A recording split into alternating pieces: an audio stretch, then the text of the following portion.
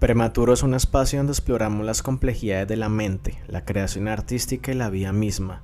A través de conversaciones sinceras y profundas reflexiones abordamos temas como la salud mental, los desafíos creativos y cómo encontrar sentido en un mundo caótico.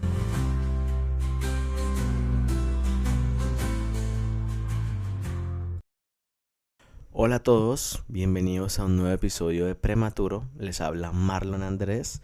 Y antes de pasar con el tema del día de hoy, quiero hacer unos breves anuncios.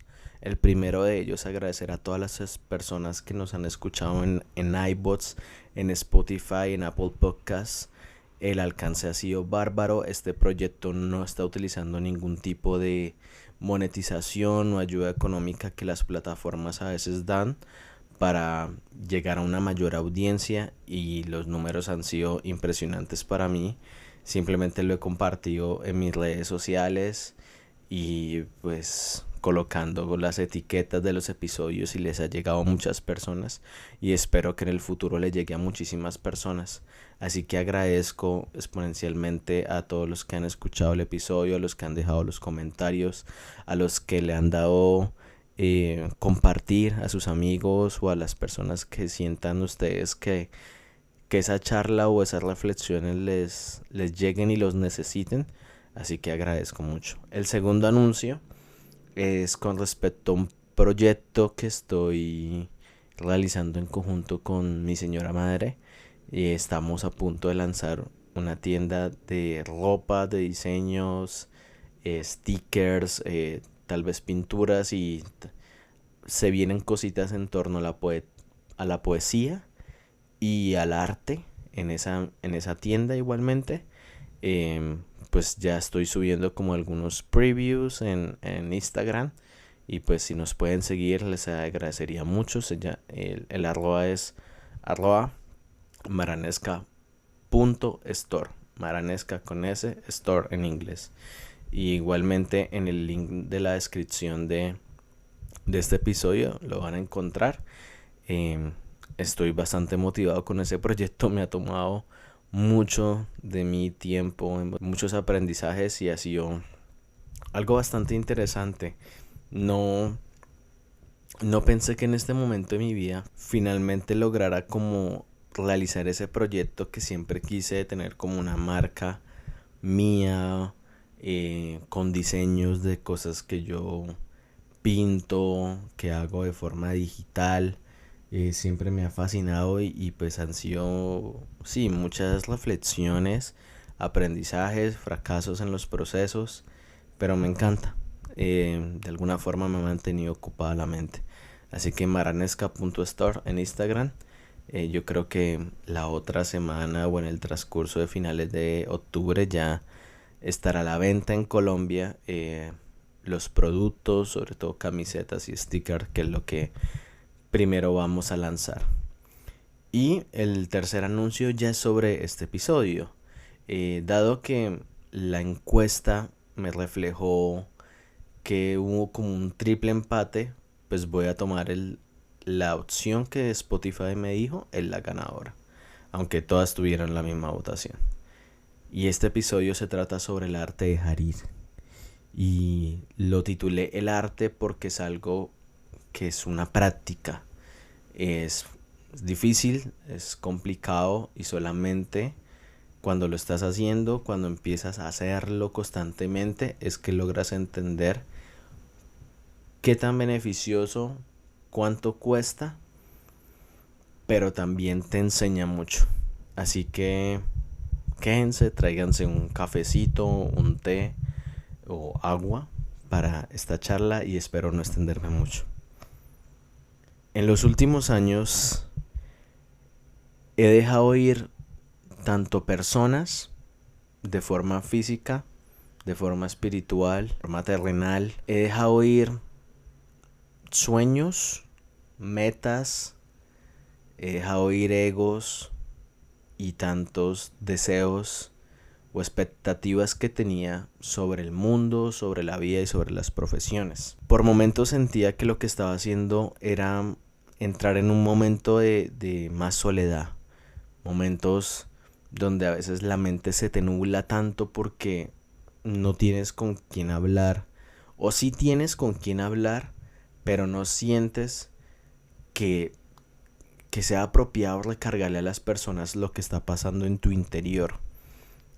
Fue ese sentimiento de no ser una carga el que me llevó a acciones autodestructivas con mi ser y con mi mente, y también hacer como, como esta práctica y acciones no muy favorables a relaciones interpersonales, con amigos, con trabajos, con lo que sea.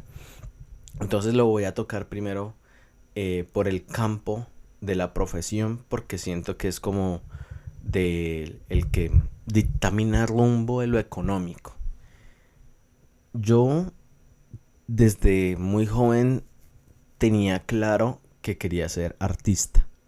Artista en cualquier campo, ya sea la actuación, la música, el arte, la pintura, el performance. Me encantaba hacer performance.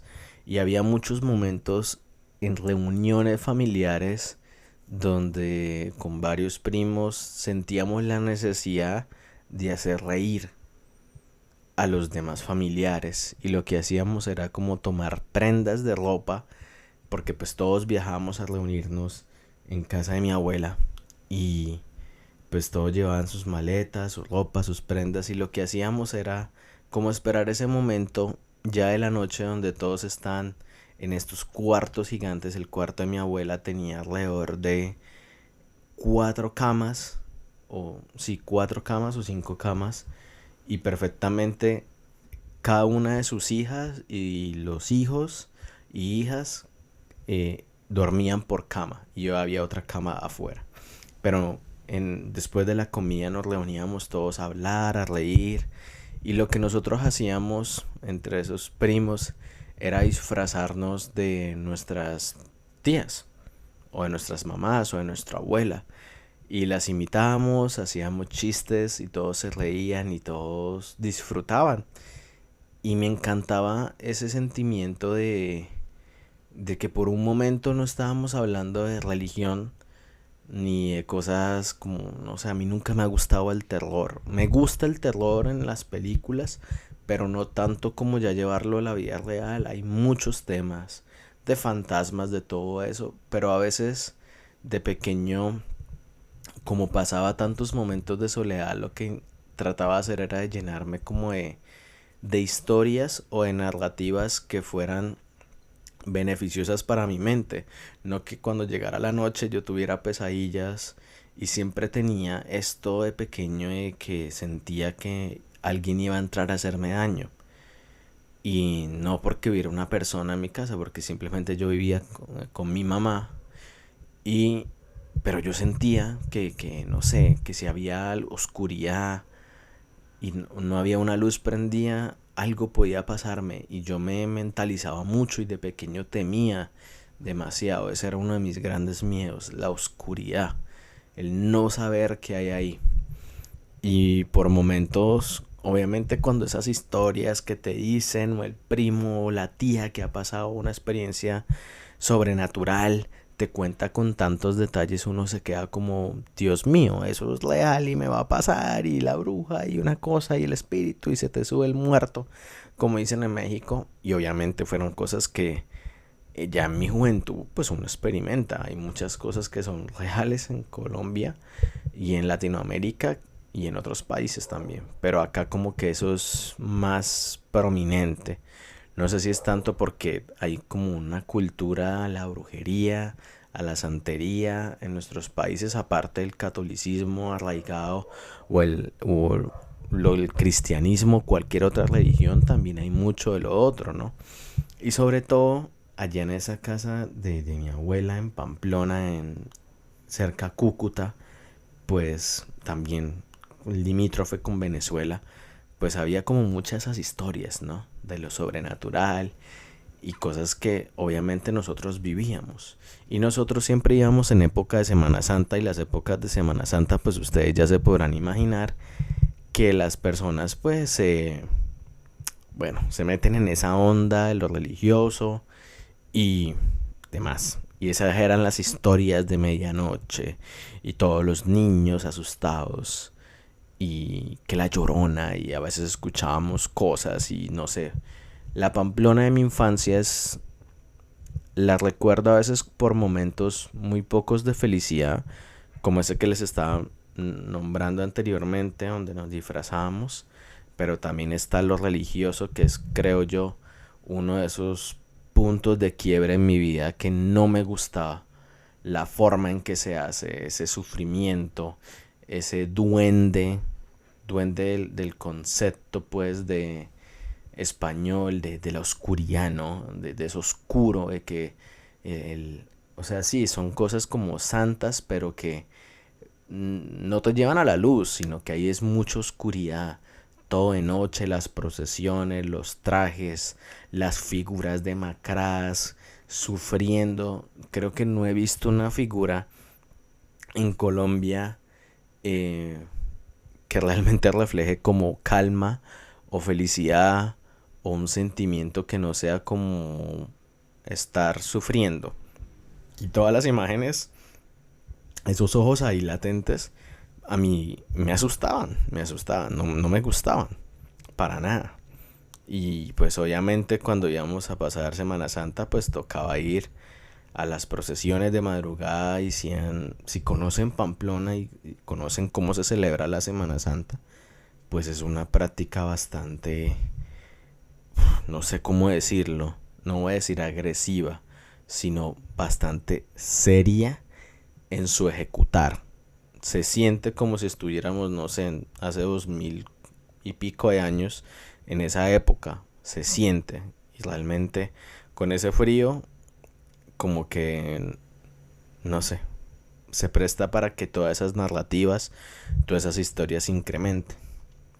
Entonces, esos momentos que yo intentaba eh, hacer feliz a los demás, con el paso del tiempo se incrementaron. Entonces, de cierta forma era como el amigo que hacía reír, el que siempre sacaba los chistes, el que estaba muy pendiente de la música, de las historias. Me gustaba contar, me gustaba hablar de eso, porque sentía que lo que a veces pasaba alrededor nuestro, el colegio, era algo muy normal, era algo no tan disfrutable. Y nuevamente como toda esta presión de la religión, de actuar bien, de los valores, que los colegios y esos valores ficticios que ponen en papeles o en cartillas, que te los hacen repetir una y otra vez, pero a la práctica muchos de ellos con el paso del tiempo se olvidan o incluso los profesores ni sabían practicarlos. Entonces entendí de cierta forma que mi campo era ese. Hice muchos tests que a la final me decían como que tenía que dedicarme a la actuación, al arte, pero eran carreras bastante caras y yo no tenía el capital y soy de una familia muy humilde con mi mamá que apenas nos alcanzaba el dinero para los dos, para la comida. Vivíamos con muchas limitaciones y para ser artista a veces hay que ser muy creativo tanto en el vestir, y yo apenas tenía como si tenía 3 o 4 camisetas, 2 pantalones, una bermuda y 2 pares de zapatos, era muchísimo. Y era completamente agradecido con las personas que me regalaban esa ropa, porque mucha de esa ropa me la traían de Estados Unidos, eran ropa de segunda.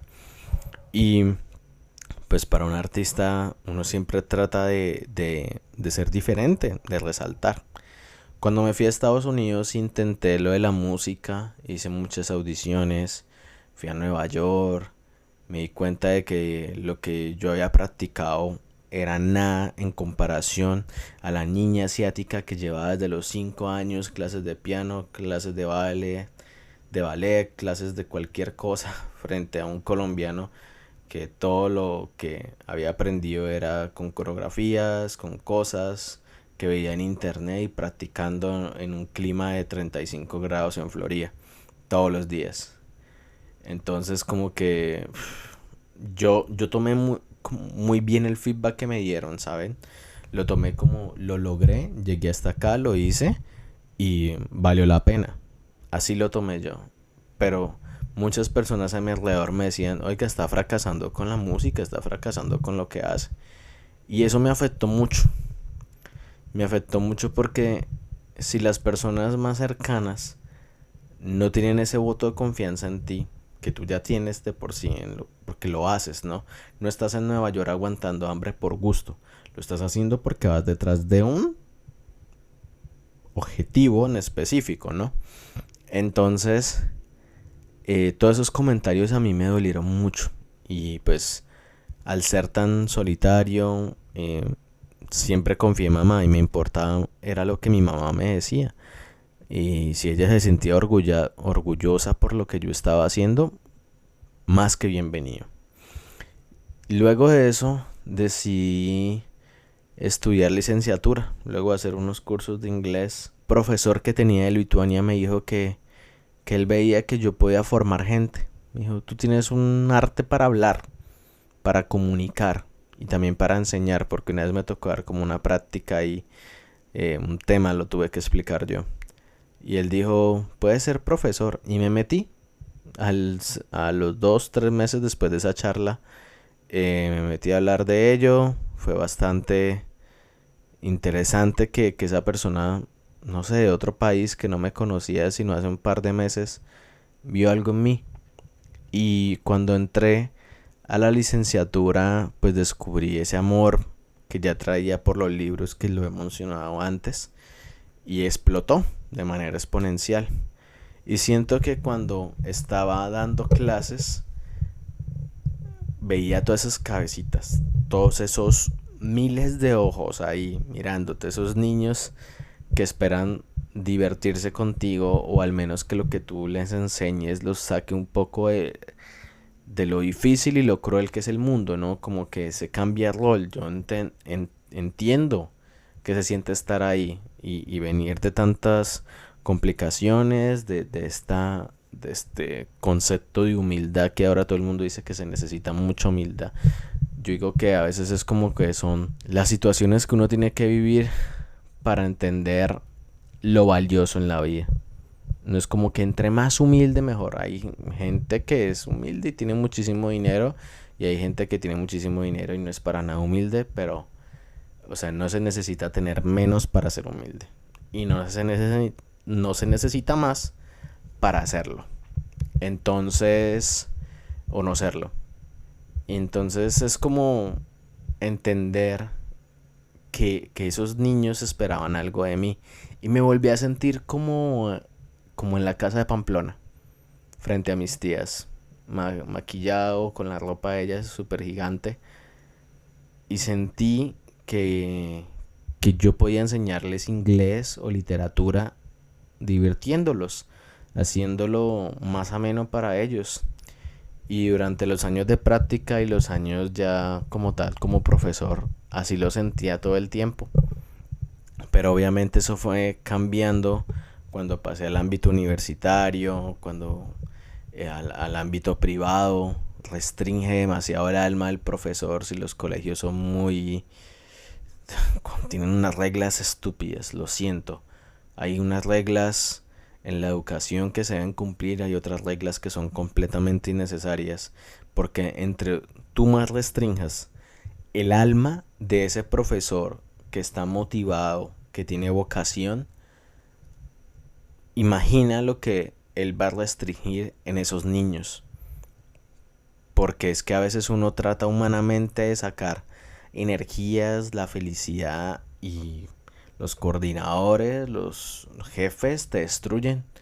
Tú llegas con la mejor intención a dar tus clases y de repente te dicen, profe, se tiene que quedar 2 horas después porque salió esta reunión extra y sabemos que tiene exámenes, sabemos que tiene que calificar, pero es que la persona que tenía que ir a la reunión se fue de viaje a Estados Unidos y pues no tenemos a nadie más a quien reemplazarlo. Es como que, ok, porque esa persona se va, entonces yo tengo que sacrificar 2 horas de el tiempo que no me pagan para hacer lo que él debía hacer.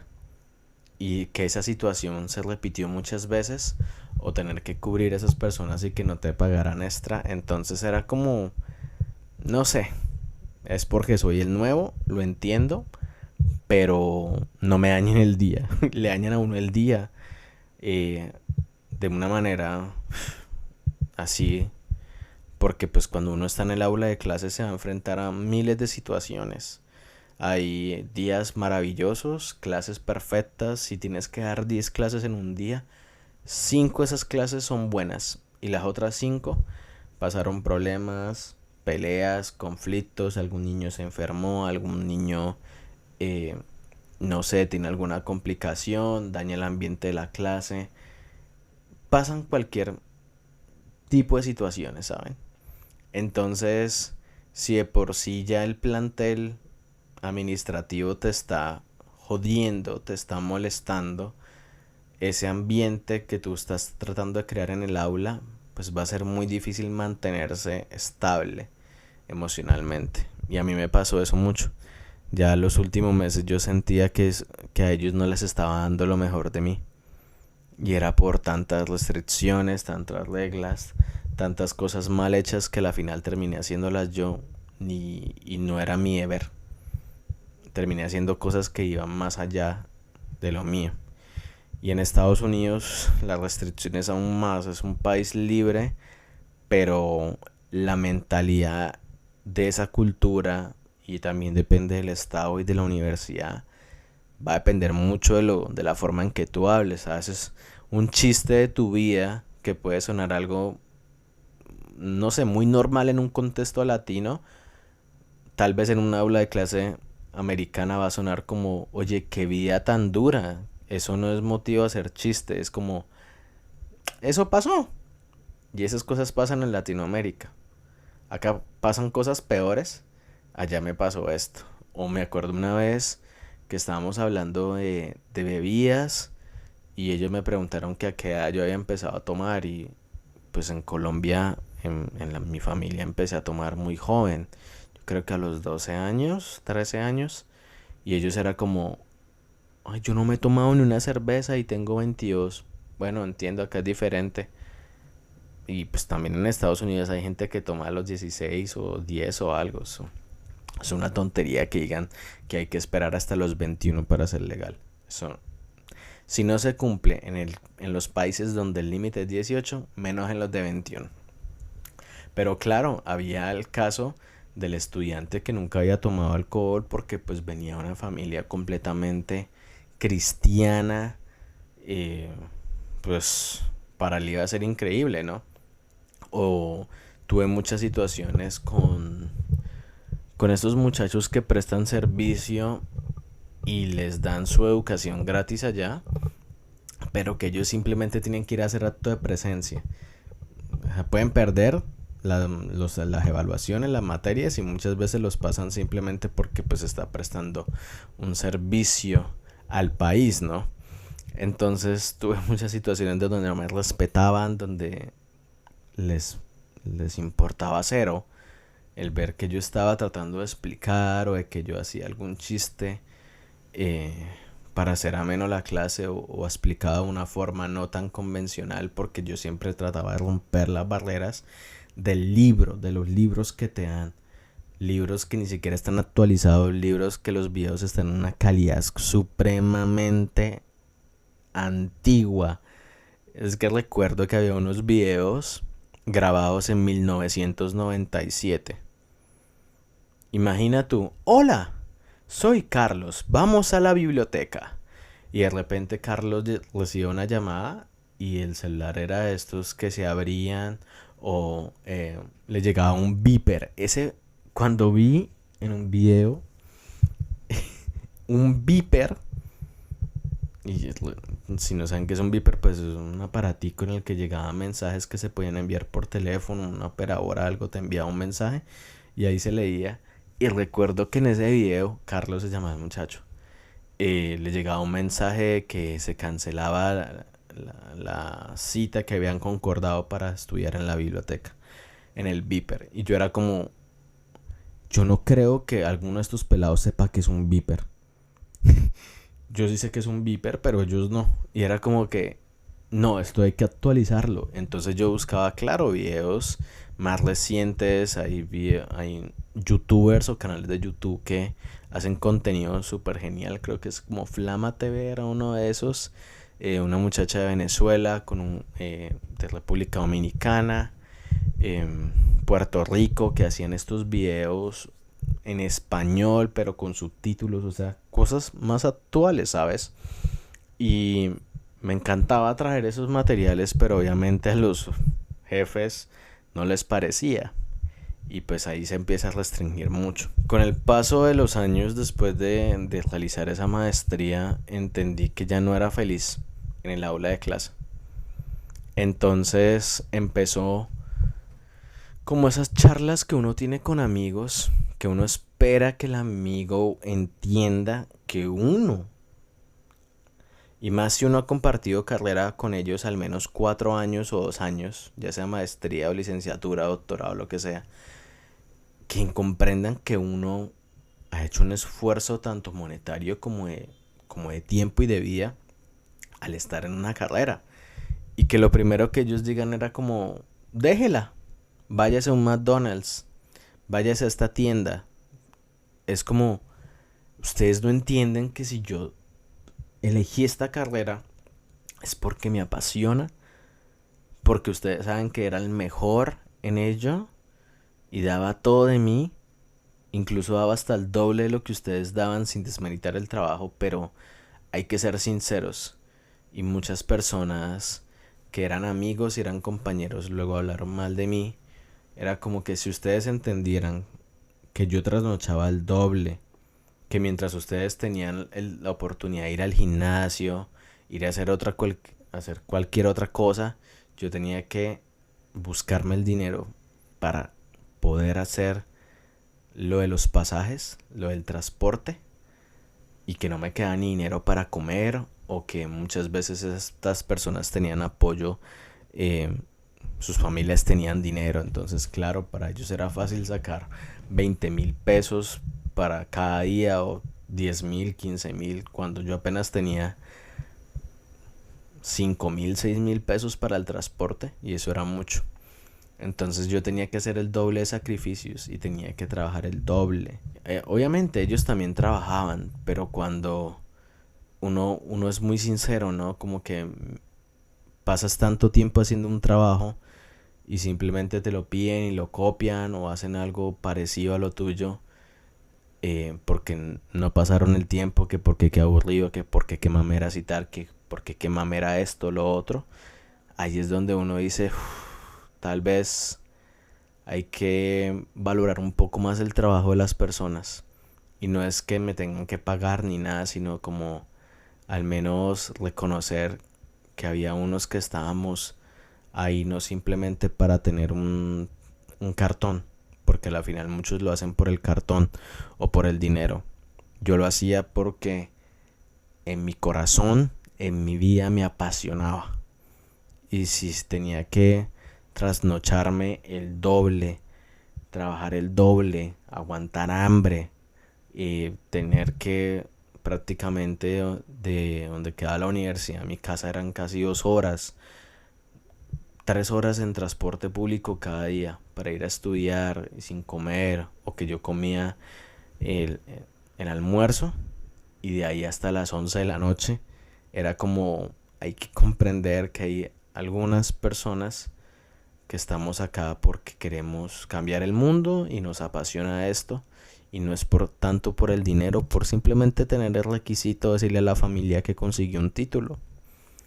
Entonces cuando yo tuve esas conversaciones con estas personas, para mí era difícil porque yo digo, si estos son los que más tiempo han compartido conmigo y se supone que hay confianza, hay un cariño, y te han visto, lo han visto, es lo peor, me han visto hacer todos estos sacrificios, partirme el lomo, así como yo los he visto a ellos, y decirle, déjalo todo, ya no eres feliz en eso, te estás yendo al carajo, no porque yo estuviera mal, sino porque todas estas situaciones estaban llevándome a romper, ¿no? a romper esos ideales, a romper esa expectativa de querer cambiar el mundo. Entonces, para mí era duro. Yo decía, si estas son las personas más cercanas, los que más me quieren, ¿cómo serán los que me odian? Los que me tienen rabia o envidia o algo. No lo entiendo. No lo entiendo. Y a veces todavía pienso en ello. No tanto como con el resentimiento o para responder a esa pregunta, sino era para entender qué personas tenía que dejar en mi vida, que es el tema que voy a tocar más adelante. Entonces entendí que sí, la presión, el estrés estaba causando un punto de quiebre en mi profesión y que ya no era capaz de estar frente a mi público, frente a mi audiencia. El stand-up comedy cada vez era más difícil. La rutina era más difícil de llevar.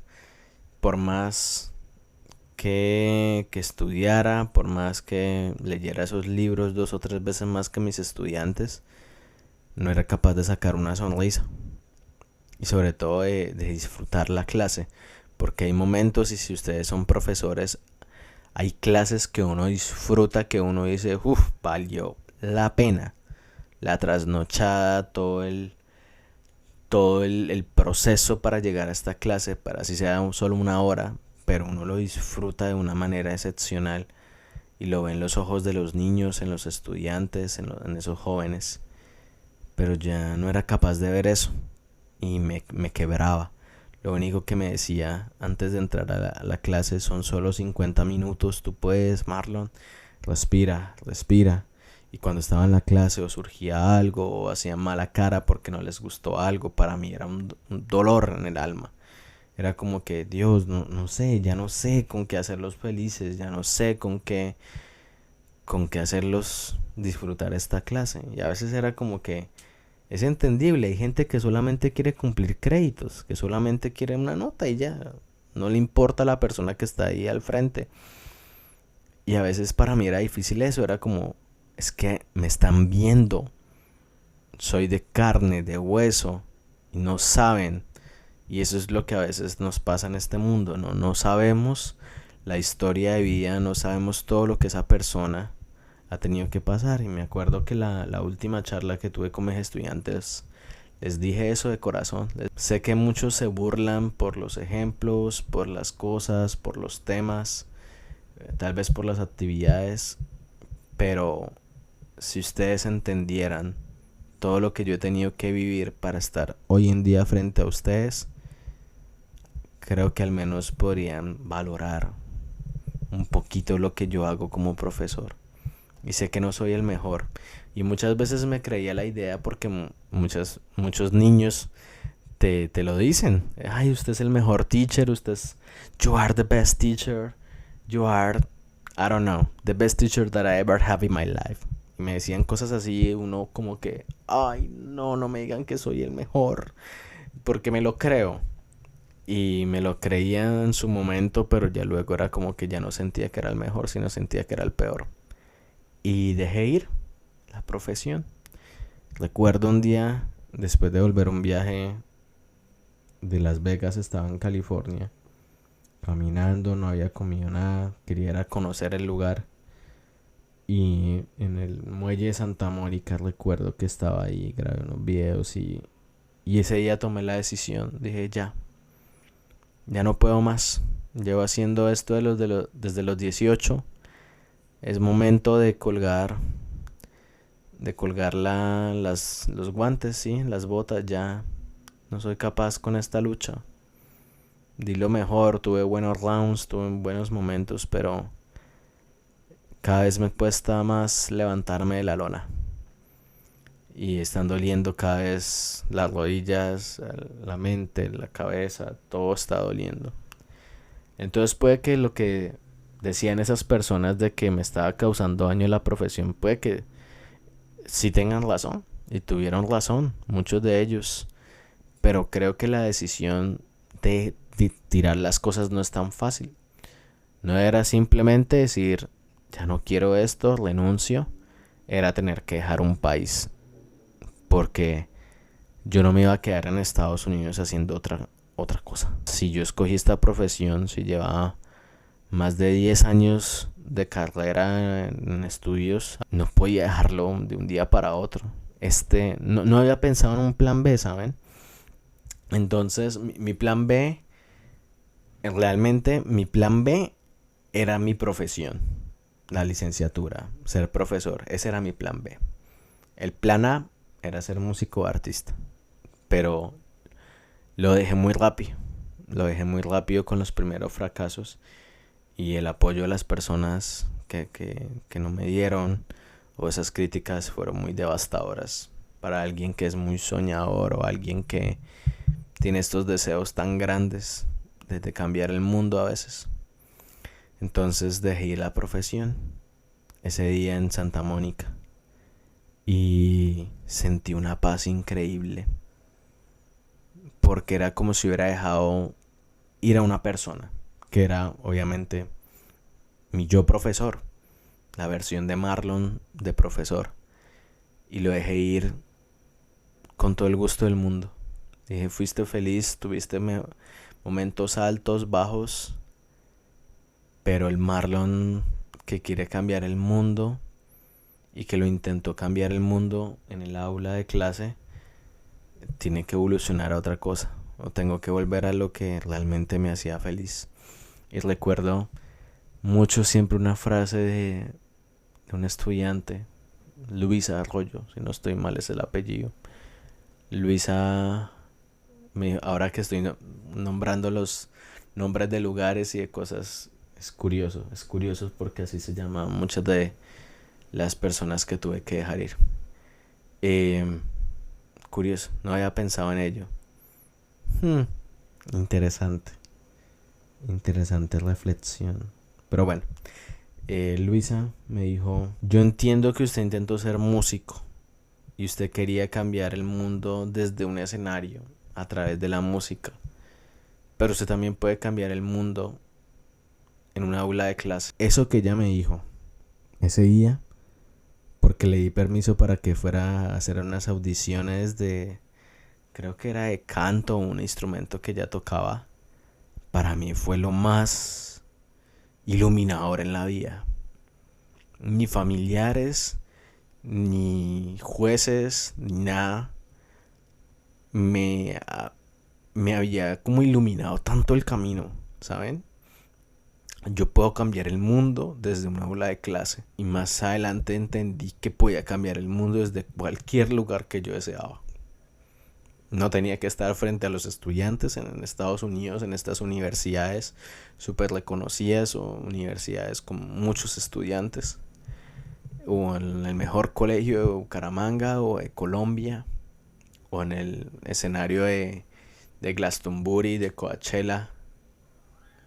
Podía cambiar el mundo desde cualquier lugar, pero para cambiar el mundo tenía que estar en mi mejor versión, en la versión más sana de todas. Entonces dejé ir la profesión y hoy en día no me arrepiento. Y me llegan muchas propuestas para dar clases, pero no, ya no. Cuando uno toma una decisión para cambiar todo el rumbo de su vida, tiene que hacerlo de raíz. Y no es como que se quite, no. Es entender que ahí se pueden germinar muchas cosas, pero que también hay que dejar espacio para germinar algo que tal vez nunca le dedicaste el tiempo que requería. Ahora vamos a hablar de dejar ir a personas. A lo largo de mi vida entonces me encontré con estas críticas, con estos comentarios o soluciones sin pensarlo mucho en lo que la persona quería. Y eso a mí también me dio a entender que probablemente los amigos o familiares o personas que te estaban brindando una ayuda no eran lo suficientemente buenas para tu entorno. Y ahí es donde yo digo que hay que saber rodearse muy bien de personas que sientan al menos un poco lo que tú sientes al hacer algo que te llame y te apasione. Entonces empecé a dejar ir personas primero, de esos que yo llamo lobos disfrazados de ovejas. Personas que conocí al estar en estas situaciones difíciles en Estados Unidos, que brindaron su ayuda, que agradezco en el alma que hayan dado un techo o comida, pero también no significa que porque tú estés ayudando a alguien tengas que socavarlo, suprimirlo y hacerlo sentir que esa persona te está salvando y te tiene que rendir pleitesía. Yo he sido una persona que nunca me he arrollado a lo político o a la gente de poder. Puede que sea lo que sea, puede que tenga los estudios que sea. Todos somos humanos, todos estamos hechos de lo mismo. Algunos más humanos, otros no tan humanos. Otros más empáticos y otros que simplemente tienen un corazón de piedra.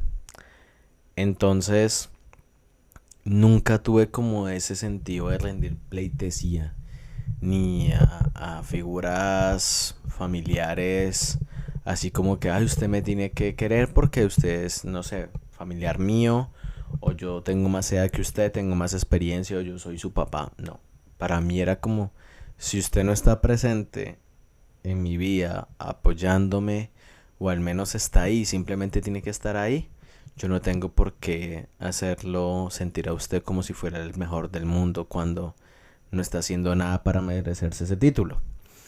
Entonces todas estas personas me hacían sentir de esa manera, como que gracias a mí está comiendo.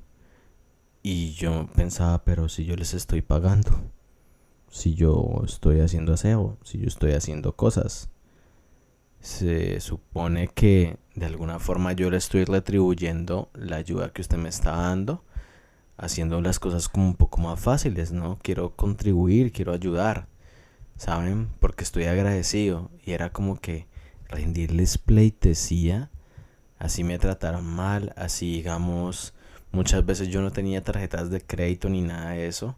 Entonces para ellos era fácil comprar un vuelo de $130 cuando había vuelos de $100 o en $80. Y imaginen, si uno apenas tiene lo del día a día y uno dice, ay, voy a ir a Nueva York, qué bien, el vuelo me vale $100 y hay vuelta. En esa época, hace muchos años. Y era como que, ay no, le compré uno de 130 porque fue el primero que vi. Era como, piensa un poco que esos $30 a mí me sirven para pagar comida. Ahora ya no voy a tener comida. Y esos eran mis sacrificios. Y siempre han sido mis sacrificios en torno a la comida. Hay una situación en mi vida que he vivido, es aguantar mucha hambre. Y también es por esas decisiones de esas personas de poder.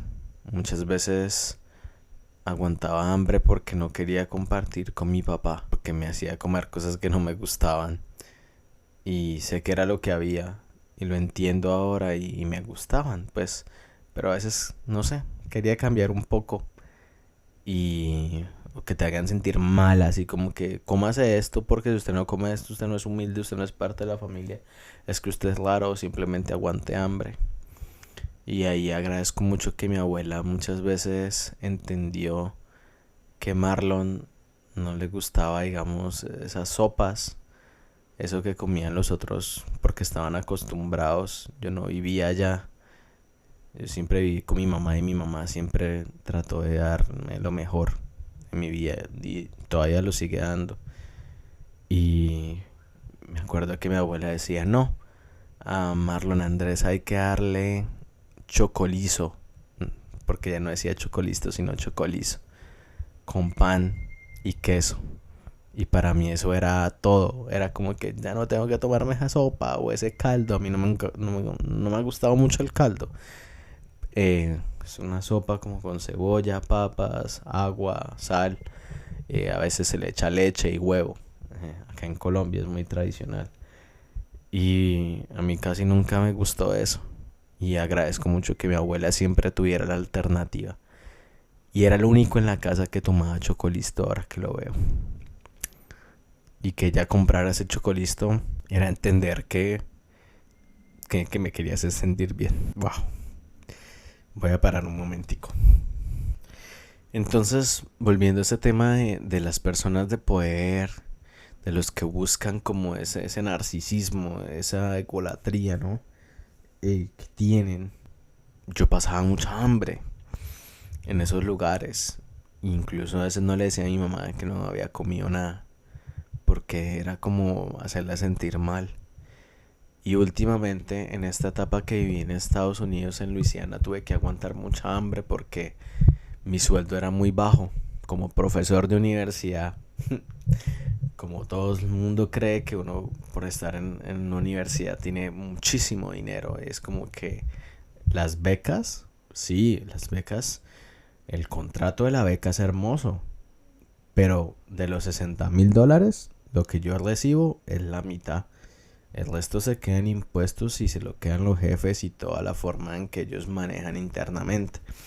Entonces, esas reducciones de dinero, de salario, para mí me afectó mucho y tuve que pedir como ayudas, comida enlatada, comida de food pantry que le llaman, que es como estos lugares de donación, comida que muchas veces estaba dañada y me intoxiqué muchas veces con latas de frijoles, pero era lo que un amigo me decía y a veces no lo entendía, que era como que no, con que uno pueda echarle algo al estómago es suficiente. Era como, hermano, llevo comiendo frijoles, no sé, 5 días seguidos, el arroz es horrible, trato de conseguir productos latinos y en Luisiana casi no se consigue. Se consiguen cosas de Centroamérica, de Nicaragua, de países como más aledaños a Estados Unidos. Pero cuando vivía en Florida, pues sí conseguía cosas de Colombia y pues se podía cocinar al menos al 70% igual que Colombia. Pero en Luisiana fue nulo, nulo eso. Y muchas veces aguantaba hambre y pues las adicciones, los problemas emocionales me llevaban era simplemente a consumir alcohol. Entonces, esas personas que te estaban brindando una ayuda de que rendir pleitesía empezaron a aparecer nuevamente en mi vida. Siempre estuvieron presentes, era raro. Siempre daba con ellas. De alguna forma daba con ellas. Y en esa universidad eran algunos profesores. Y era como, hermano, usted tiene que hacer las cosas así porque yo las hice así, si usted no las hace así. Y agradezcame que lo estoy trayendo y que, ay, que es que a mí me tocó madrugar para ir a donde usted vive. Y es como que, si usted está haciendo un favor, no se queje. Se supone que es un favor. Nadie lo está obligando a hacerlo. Y para mí era increíble eso. Y yo dije, no, yo tengo que cortar esas relaciones. Obviamente eso afectó mucho porque en el mundo académico, como en todos los trabajos, cuando tú no le agradas a alguien o tú no le cumples los estándares de dominación, de arrodillarse a esa persona, rendirle pleitesía, pues para ellos es muy fácil hablar mal de uno. Y pues eso también llevó a quebrar muchas oportunidades de trabajo, de dinero extra que podía yo alcanzar de cierta forma, ¿no? Entonces, para mí era complicado ver cómo se supone que esta persona colombiana, que también tuvo que pasar por las situaciones más duras y complicadas en su tiempo y que entiende todo lo que cuesta salir adelante en este país, me quiere hacer pasar por ello, hablando mal o simplemente, no sé, restringiendo las oportunidades. A veces era como que compre este servicio, este plan de celular. Y claro, pues para esa persona pagar un plan de celular, les pongo un ejemplo de $80. Sencillo, $80. Me gano 3,000, 2,000. Eso no es nada. $80, ¿no? No tengo que pagar renta, ya tengo casa. Pero pagar $80 a la persona que gana 1,200 o $1,000 y que tiene que pagar de renta 600, 700 o 900 es una cosa muy difícil de llevar, ¿no? Y a mí me tocó fue dejar esas personas. Y durante 2 años y ellos decían, uy, ¿por qué Marlon está tan alejado? ¿Por qué Marlon nunca viene? ¿Por qué Marlon siempre saca excusas? Lo siento, ustedes son un ambiente tóxico que no me nutre a mí, que no gano nada. Incluso me acuerdo que cuando alguien me regaló un libro que esta persona había escrito, eh, lo, él llevó ese libro a que lo firmara. Y recuerdo que a mi amigo le firmó, le dejó un mensaje, ay, que por los años de conocerse, lo que sea. Y a mí me hizo una firma y horrible. Ni era parecida a la del libro de mi amigo. Yo era como, hermano, este hombre acaba de gastar $35, que yo sé que de seguro a ti te va a llegar algo de ese dinero, y tú simplemente lo haces así como de mala forma porque yo no te agrado. Es como que, mira que él lo hizo de forma desinteresada. Él te quiere apoyar, él quiere leer tu tesis, él quiere darte a conocer, porque si él compró un libro para él y me compró un libro para mí, para leer, es como transmitir ese conocimiento que esa persona plasmó en ese libro, ¿no? Pero si usted no tiene ningún tipo de interés alguno, entonces no lo haga. Simplemente no lo haga. Y aún tengo ese libro, no lo he leído. Porque es como que en algún momento lo voy a leer.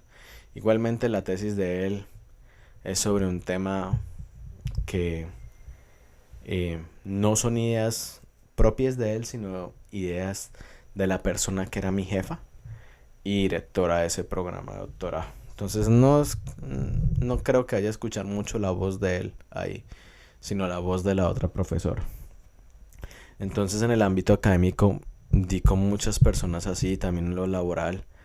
Perdí en el último trabajo que tuve en Colombia, prácticamente me despidieron porque no le agradaba a la persona que era el jefe.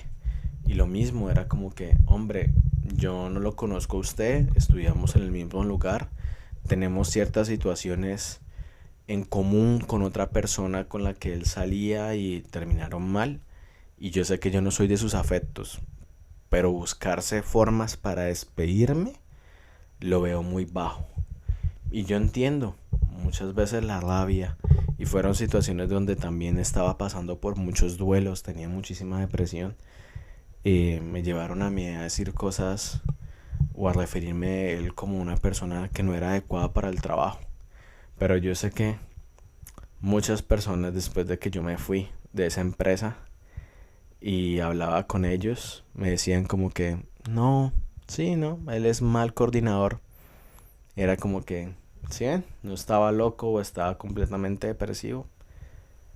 Uno tiene que reconocer realmente cuando alguien está en todas sus capacidades y en sus funciones para hacer una profesión o cumplir un rol, pero simplemente porque tu orientación sexual o tu forma de ser es de ser muy espontáneo y de lamber mucho y arrodillarse mucho a las personas para que te den esa posición. Lo entiendo, así es el mundo, es una ventaja, pero no eres el más apto, hay mejores personas. Siempre va a haber una mejor persona. Y no digo que yo quisiera ese rol de coordinador o lo que sea, director, no. Hay personas que tienen una vocación y pueden llevar a una institución educativa a cumplir muchos estándares. Otros no. Y yo lo sabía desde los 3 años que lo vi en su formación como licenciado. Siempre lo vi. Dije, esta persona, ¿a qué viene acá? Sabe inglés, pero el hecho de que sepa inglés no significa que tenga vocación o pueda enseñar de la manera correcta un tema. Así que esas palabras luego de esos excompañeros o personas que ya no pertenecen a esa empresa me dijeron como lo que hicieron con usted fue muy injusto, yo lo sé. Así es el mundo y debemos aceptarlo. Pero no volveré a repetir ese patrón. Entonces empecé a dejar ir todo ese tipo de personas, jefes, trabajos, lugares, y luego pues pasamos al otro ámbito, los amigos, ¿no? Entonces con los amigos ya fue una situación que esos consejos que ellos me dieron y ver también cómo de cierta forma yo invertía tanto tiempo de mi vida para que ellos estuvieran bien. Y no era como que yo estuviera presente porque todos estábamos separados. Pero muchas veces cuando me pedían un favor yo estaba muy ocupado. Y a veces creo que la gente no comprende la magnitud de ocupación que puede tener alguien que está haciendo un doctorado y está enseñando a jovencitos americanos literatura. Creen que porque leemos nos podemos devorar una novela de 600 páginas de un día para otro y entenderla y analizarla, porque usted se la puede leer, pero analizarla, ay, ahí es donde está lo complicado. Entonces yo muchas veces sacaba tiempo para hablar con ellos, o en situaciones donde yo estaba muy mal, donde que incluso prefería hablar con ellos a hablar con mi mamá, y sacaba más tiempo. Era como que listo, el sábado en la mañana hacemos eso, y yo hacía como todo lo que ellos se supone deberían hacer.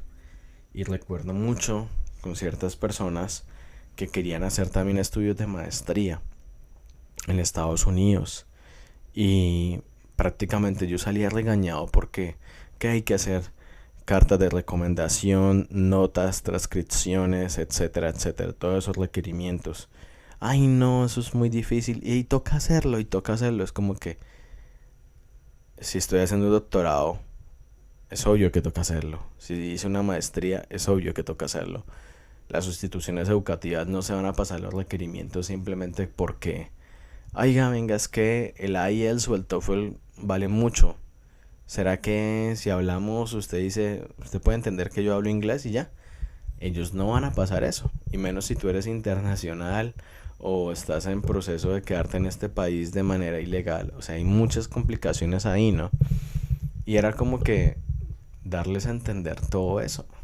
Y, ay no, eso es muy complicado. Ay no, ¿quién se pone a gastar tanta plata en exámenes de inglés, en sacar traducciones, transcripciones, papeles, una cosa, cartas de recomendación? Y yo como lo he hecho muchas veces.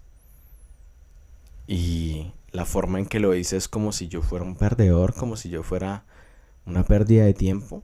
Todo eso que hice para llegar a donde estoy hoy en día, o cumplir ese sueño que tenía. Entonces ahí es cuando uno empieza a darse cuenta que muchas personas tienen estos discursos como pasivo-agresivos.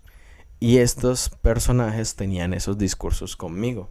Yo dije, si son mis amigos y son pasivo-agresivos conmigo, no me imagino cómo serán con sus familiares más cercanos.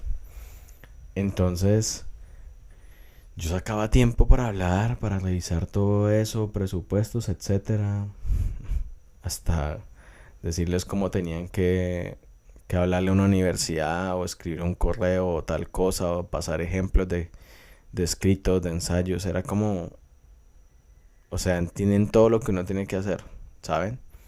Todo esto hay que hacerlo. Y hágalo por mí. Hombre, estoy haciendo un doctorado, casi no como, tengo que leer novelas.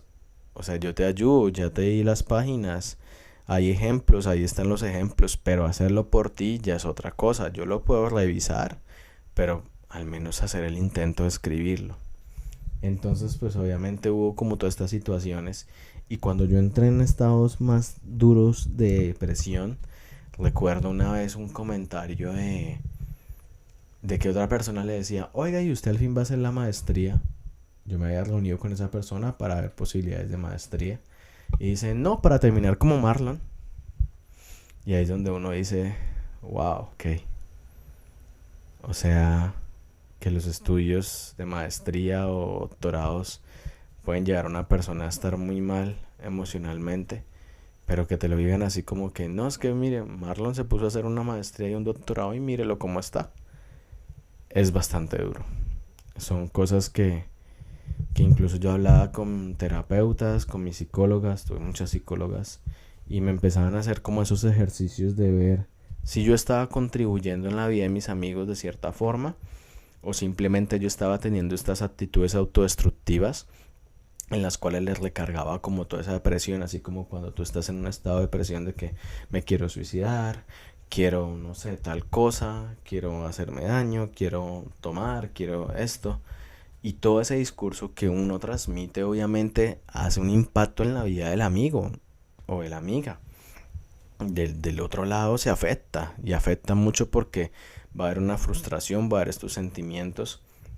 Y yo reconocí haciendo esos ejercicios como que siento que sí le contribuyo en esto, pero estoy teniendo estas actitudes. Y mi terapeuta era como que lo entiendes, que tú también puedes ser parte del problema, ¿no? Y yo dije, claro.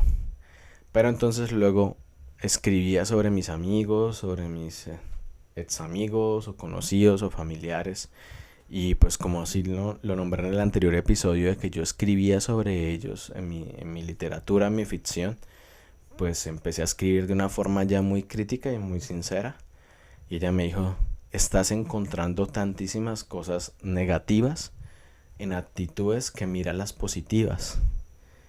Son solo una o dos. Y simplemente esas dos situaciones buenas es como tu necesidad de estar con esa persona o de tenerla como amigo, simplemente para preservar como un círculo de otras personas en común que son parte de esa amistad. O sea, como que mi necesidad era tener esa persona como amigo para que habláramos bien de todos los amigos que teníamos en común, ¿sabes? Porque éramos parte de ese círculo, de ese parche, de ese Wolfpack, de esa manada, ¿no? Entonces como que yo sentía que si yo me salía de esa manada, ellos iban a hablar mal de mí. Y años después, hablando con otras personas cercanas, me decían, oiga, sus amistades eran bastante tóxicas, eran amistades bastante agresivas, ¿no? Como que a veces yo me reunía con esta persona y hablaba muy mal de usted, o hablaba mal de otra persona del grupo, y yo digo, ¿cómo es posible que hablemos tan mal de los amigos más cercanos? ¿Qué estamos haciendo como amistad, no? Y pues con la terapeuta, con mucha ayuda, ella me dijo, si tú no estás contribuyendo, tienes que dejarlos ir. Y yo como, ¿es fácil? Me dijo, no. Es tan doloroso como dejar una pareja. Incluso un noviazgo, un año, no duele tanto como dejar una amistad de más de 6 o 10 años. O de toda la vida. Es como si muriera esa persona. O sea, tú tienes que hacer como si esa persona muriera. Porque al parecer tú ya estás muerto para ellos. Y no ven algo bueno en ti. Y no estás contribuyendo. Y ya están colisionando mucho. Entonces empecé a dejarlos ir poco a poco. Me alejaba más y más. Me salí de los grupos. Tuve las últimas conversaciones.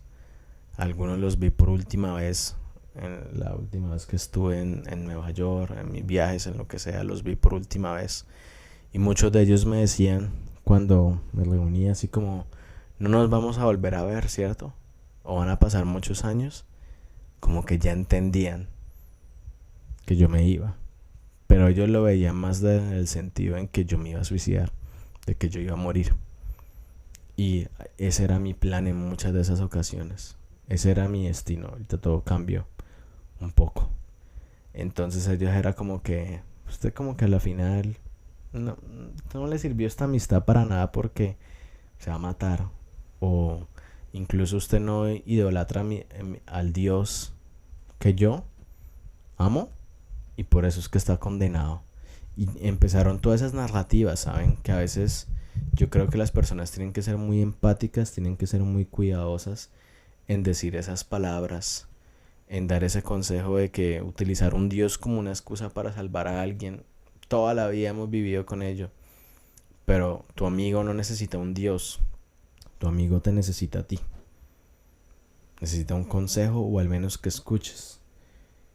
Y yo no necesitaba que ellos me dieran las soluciones porque yo tenía claro el camino. Siempre lo tuve claro. Y obviamente tenía otro camino, que era el de decidirme, el de irme de esta vida terrenal. Pero me estaban conduciendo más por ese otro camino que por el camino mío, como que nunca me escucharon. Y a veces era como encontrarme también estas otras palabras. Al tiempo de dejar ir a esas personas también fue por redes, cortar todo eso, de entender de que no estaba contribuyendo y que incluso cuando yo veía las fotos de ellos reunidos o no sé, haciendo algunos logros, consiguiendo nuevos trabajos, parejas, lo que sea, yo no sentía ningún tipo de felicidad. Yo digo, tal vez ellos tampoco sentían lo mismo cuando yo cumplía algo. Creo que si ellos hubieran entendido la magnitud de mis sueños, no me hubieran dicho vayas a trabajar a un McDonald's o suicídese o vaya a rezarle a mi Dios porque así se va a salvar. Creo que lo que faltaba era un voto de confianza como el que tuvo mi estudiante, ¿no? Como que Marlon, usted todavía puede cambiar el mundo. No se rinda. Todavía hay mucho por lo que luchar. Pero no encontré eso a veces, ¿sabes? Era como que encontrar esas justificaciones. No es que si usted se mata me va a hacer mucho daño. Y uno sabe que va a haber daño cuando muere alguien. Yo más que nadie lo entiendo. He perdido personas, tanto por enfermedades como por suicidios, y uno entiende ese dolor. Pero no creo que la persona se suicide por causarle un dolor a uno. Hay un dolor que ellos están viviendo internamente, y todas las personas que han pensado en el suicidio o que lo han intentado saben que esos dolores a veces son muy profundos. Y a veces ahí uno da con buenas personas, da con buenos consejos, con buenas palabras, y a veces da con unas palabras que te destruyen, que te hacen sentir más en el otro lado que en este, ¿no? Entonces empecé a irme y me dolió muchísimo. Pasaba días llorando, noches llorando, pero me decía a mí mismo, Marlon, un día vas a dejar de llorar, un día vas a entender y no vas a sentir nada, sino vas a agradecer haber tomado la decisión. Porque puede que para ellos vengan muchas cosas buenas también al momento en que tú te vayas. Y como no estabas contribuyendo emocionalmente y estaba teniendo estas palabras, estas actitudes que a veces duelen también, ¿no? Los reconozco, no era perfecto, pero tampoco era mala persona con ellos. Y en ningún momento los quise cambiar o les quise decir de que adoraran a mi Dios o a la música o a lo que a mí me gusta. Era como que respeten y acepten un poco quién soy. Todo el mundo, en los colegios, en las iglesias, en la familia, han intentado cambiarme, y yo entiendo muy bien mi camino. Solo les pido que estén ahí. No tienen que decir nada. A veces uno solo desea un amigo el cual te escuche. Y yo sentía que no me escuchaban, que veían a alguien derrotado, a alguien roto, y no veían a alguien realmente que fuera bueno. Y eso dolió mucho. Me costó demasiado durante muchísimo tiempo, no saben cuánto.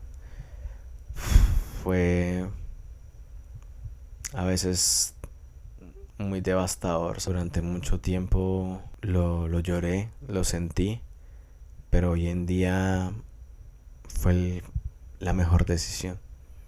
Dejar ir esos trabajos, dejar ir la profesión, dejar ir el ego, dejar ir el tú eres el mejor, tú eres el mejor amigo, usted es el más inteligente, usted es el mejor, el más artístico, el más... Porque hoy en día me he encontrado conmigo mismo y me empecé a aceptar como amigo, ¿saben? No como este ser, ¿no? Sino como alguien que debes apoyarte a ti mismo, ¿sabes? Tienes una meta, hazlo, Marlon. Tú puedes. No necesitas 40, 50 personas en redes sociales apoyándote, dándote me gusta, lo que sea. Tú puedes. Es el único me gusta, es el único apoyo que necesites. Mamá está orgullosa, haga lo que tú hagas. Eso está seguro. No lo va a cambiar nada. Confía en ti, confía en la marejada, en el tiempo, en la brisa. Escúchate, no escuches a los demás. No tienes que volver a esas narrativas, no tienes que volver ahí a esos lugares que te hicieron daño o a esas personas. Toma decisiones para tu beneficio. Y me he encontrado con cosas muy bonitas que a veces me sorprenden, de personas que yo considero allegadas, pero como que no se han sentado a escuchar o a decir, oiga, si este man tiene algo que decir, tiene algo interesante. Me han llegado esos comentarios de, Yo no sabía que a usted le gustaba pintar. Yo no sabía que a usted le gustaba cantar. Yo no sabía que usted diseñaba. Yo no sabía que usted tenía o deseaba o lo que sea o pensaba esto o leía o hacía tal cosa. Entonces, a veces eso me lleva a entender que muchas veces los amigos más cercanos incluso no están al tanto de todo de tu vida. Y a veces uno tiene que hacer ese labor de explicarles, de decirles, para no dejar dudas. Pero si usted tiene un amigo, y esa es la reflexión del día de hoy sobre dejar ir, hay que entender que muchas veces tenemos situaciones internas, demonios, batallas internas que hay que combatir en soledad y también en compañía. Pero si en compañía tú estás causando un daño colateral a la otra persona, a la amistad, a la familiar, lo que sea, es preferible hacerlo solo. Pero sabiendo que puedes volver a esa persona, pero que vas a causar un daño. Entonces como que hay que saber muy bien esas consecuencias. Las luchas hay que vivirlas. Hay algunas que se pierden, otras que se ganan, pero todas dejan una enseñanza. Las decisiones hay que tomarlas con el corazón y no para beneficio de los demás ni lo que sea, sino beneficio tuyo, que vaya a ser completamente sanador en tu vida. Y entender de que siempre puedes volver a empezar. Me he ido del país alrededor de 4 veces y he vuelto. He hecho trasteos, mudanzas ligeras, complicadas, he perdido dinero, he ganado dinero, he obtenido títulos, amigos, he perdido cosas, pero siempre puedo volver a empezar de cero. Si confías en tu instinto y en lo que está en tu corazón, en lo que sabes que te llama y te apasiona, hay que confiar en ello. Y si su profesión le está causando eso, si sus amigos le están causando un daño en esas relaciones complicadas interpersonales con los jefes, hagan lo posible, no se queden ahí. No se queden ahí porque con el paso de los años va a ser más duro y se van a desgastar emocionalmente y esas personas no piensan en la terapia. Ellos no te van a pagar la terapia, ellos no van a pagar las consecuencias de lo que han roto. Y eso es algo como que yo fui muy consciente. Hay amigos, hay familiares, hay relaciones, hay amores, personas que te van a romper y no van a venir a reparar, no les importa ver toda esa vajilla destruida. No te van a ofrecer la escoba ni el recogedor para luego intentar pegar todos los pedazos, así como ese arte que hacen como de color doradito, ¿no? No van a hacerlo. Eso lo tienes que hacer tú. Entonces hay que ser muy consciente que tal vez también uno sea el lado opuesto de la cara, ¿no? Puede ser quien esté de alguna forma causando un dolor en la otra persona y vaya a tener o recurrir a terapias porque tu amistad no está haciéndolo completamente adecuada, ¿no? Esa es como la mayor reflexión que les dejo. Si hay una necesidad de dejar ir un lugar, una profesión, un país, una familia, una pareja, un amigo, hay que dejarlo y hay que aceptarlo. No hay que volver a ello, no hay que volver a esos sentimientos, no hay que repetir esos patrones porque luego va a ser un poco más complicado todo y por ende te va a costar más dejarlo. Y con ello cierro este episodio. Nuevamente gracias a todos los que han escuchado. Esto fue Prematuro. Mi nombre es Marlon Andrés. No olviden seguirnos en Spotify, en calificar, en responder a las encuestas. Es muy beneficioso para mí. Y yo creo que va a haber otro episodio que quiero enfocar a las relaciones. A la pareja. Porque también hay que dejar ir a la pareja, pero eso es tema para otro día. Gracias a todos. Espero que estas reflexiones le acompañen. Gracias por escucharme y nos escuchamos, valga la redundancia, en el próximo episodio. Hasta luego.